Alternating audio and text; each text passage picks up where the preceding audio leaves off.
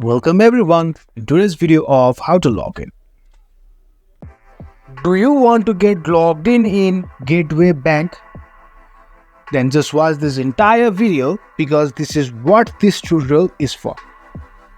First step is really simple. You just need to open your browser and search for the keywords Gateway Bank Login.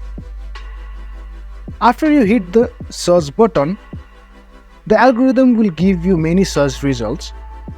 Click on this Login Gateway Bank, find it and click on it, and then you will be redirected to the login page of Gateway Bank. Here it is.